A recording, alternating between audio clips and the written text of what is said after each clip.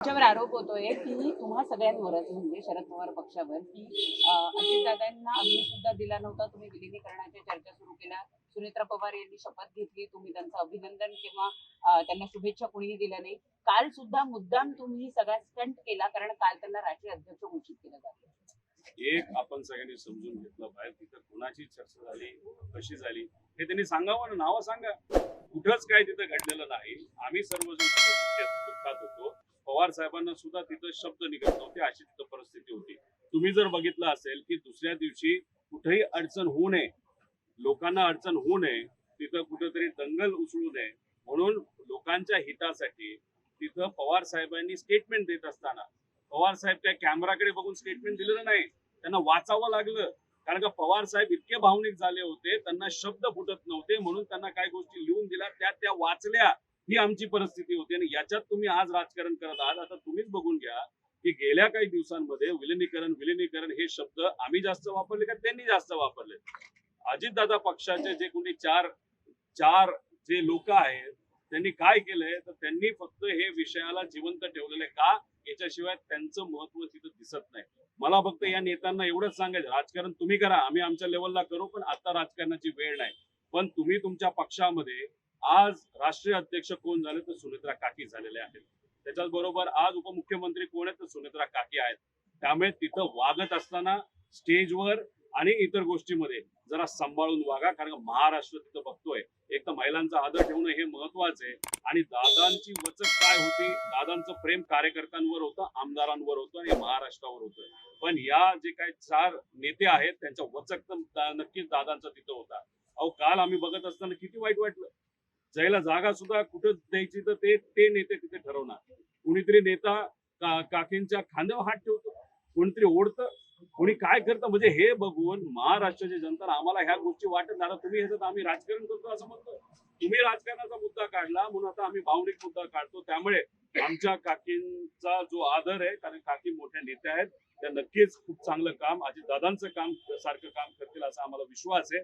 पण जरा सांभाळून वागा आणि सांभाळून त्या ठिकाणी बोला, एवढंच या ठिकाणी सांगा. सुनेत्रा पवारांना काल माध्यमांशी काही बोलायचं होतं का, असं दिसलं का तुम्हाला त्या दृश्यांमधून? कारण त्यांना काही नेत्यांनी सांगितलं की पुढचं आम्ही बोलतो, अशी दृश्य सध्या समाज माध्यमांवर फिरतायत. एक तर त्या सगळे भाषण कुठं ऐकले नाहीत. काकींचं भाषण मी ऐकलं, भाषण ते चांगलं होतं, त्यातून संदेश त्यांनी त्या ठिकाणी चांगला दिला.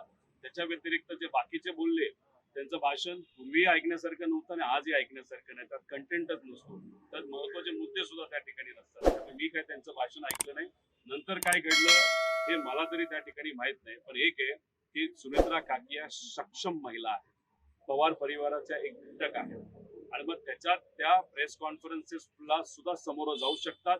त्यांना वाटेल ते त्या ठिकाणी बोलू शकतात. जर कोणाला वाटत असेल की सुनेत्रा काकींना आपण कंट्रोल करू शकतो, दादांना कंट्रोल करता येत नव्हतं पण काकींना करता येत, तर ते भ्रमात आहेत. थोड्या दिवसानंतर नक्कीच कळेल की ताकद काय असते आणि एक नेता कशा पद्धतीने पार्टी तिथं चालवत असतो.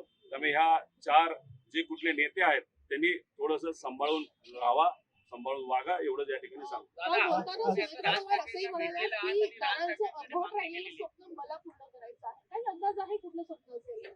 राज ठाकरेंना तुम्ही भेटलेला आहात, त्या भेटीमध्ये त्यांनी सांगितलं की एफआयआर संदर्भातली नाराजी त्यांनी व्यक्त केली. आता तुम्हाला राज ठाकरेंकडून नेमक्या अपेक्षा काय आहेत आणि राज ठाकरेंनी तुम्हाला काय आश्वासन दिलं?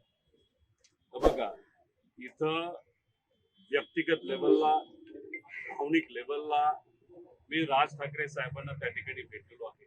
माझ्या मनामध्ये जे जे काय होतं ते मी तिथं बोलून दाखवलं. माझ्याकडे जे जे कागद होते ते मी त्यांना तिथं दिलेले आहेत आणि मी दुसरी कुठली तिथं अपेक्षा केली नाही. माझं फक्त एकच आहे की मराठी माणसाच्या पाठीमागे ते नेहमी भक्कमपणे त्या ठिकाणी राहिलेले आहेत. एवढ्या मोठ्या नेत्याकडनं, आणि ते सरळ बोलणारे नेते आहेत, त्यामुळे त्यांच्याकडनं माझी नक्कीच अपेक्षा आहे, मनोमन अपेक्षा आहे. मी बोलून दाखवली नाही आणि ते योग्यच निर्णय आणि योग्यच पद्धतीने या विषयाला पाठिंबा देतील असा मला त्या ठिकाणी विश्वास आहे. आता काल सुमित्रा काकींच्या बद्दल बोलत आहोत, त्यांचं राहिलेलं अर्धवट स्वप्न काकांचं काय होतं हे, एक तर मी काकांकडे बघत असताना आणि अख्खा महाराष्ट्र अजित काकांकडे बघत असताना, काका हे महाराष्ट्राचे मुख्यमंत्री झाले पाहिजे अशी इच्छा आमच्या सगळ्यांची त्या ठिकाणी होती. आता काकी बोलत असताना अर्धवट राहिलेलं स्वप्न हे विकासाच्या बाबतीत, कारण दादा नेहमी फक्त विकासाबद्दल बोलायचे. महाराष्ट्राला एक नंबरचं राज्य बनवायचंय, विकास करायचा आहे, त्या स्वप्नाबद्दल त्या बोलल्या का वेगळं काही स्वप्न तिथं बोललंय हे मला माहित नाही. पण मी काकींनाही विनंती करतो, त्याच्या बरोबर सगळ्याच लोकांना, नेत्यांना जे सत्तेत विनंती करतो, FIR दाखल होणं महत्वाचं आहे. दाखल जो FIR होईल त्याच्यावरच इन्व्हेस्टिगेशन होईल, आणि इन्व्हेस्टिगेशन त्या पद्धतीने झालं तरच आपल्याला अजितदादांना न्याय देता येईल.